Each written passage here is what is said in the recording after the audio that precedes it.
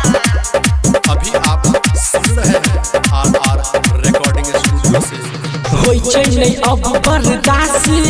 कत करियो हम उपास बन जो हमर कनिया रखबो दिलवा के अपन पास गजान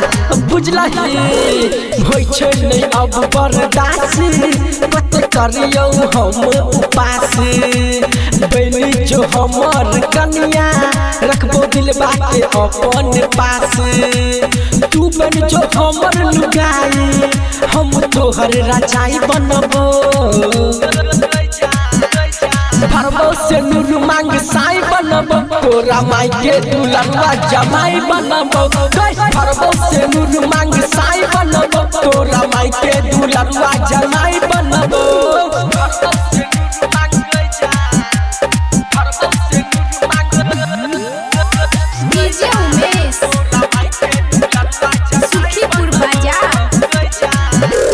बोले ना हमरा से शादी हम लके एबोगे बराती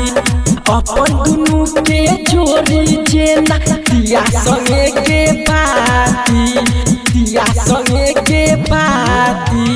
बोले ना हमरा से शादी हम लके एबोगे बराती अपन दुनू के जोड़ी जेना दिया संगे के बाती तू बन जो हमारा बिस्कुट हम तोहर चाय बनबो हम तोहर चाय बनबो भरबो से नूर मांग साई बनबो तोरा माई के दुलरवा जमाई बनबो भरबो से नूर मांग साई बनबो तोरा माई के दुलरवा जमाई बनबो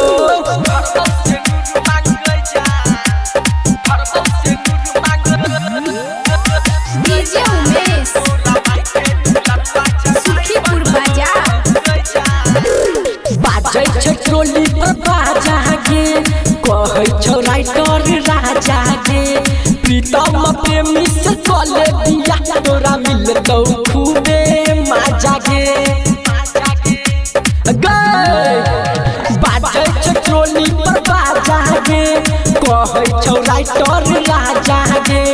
प्रीतम प्रेमी से कले दिया तोरा मिलतौ खूबे मजा गे तू बन जो हमर आइसक्रीम हम तोहर मलाई बनबो हम तोहर मलाई बनबो से नूर मांग साई बनबो तोरा माई के दुलरवा जमाई बनबो भरबो से नूर मांग साई बनबो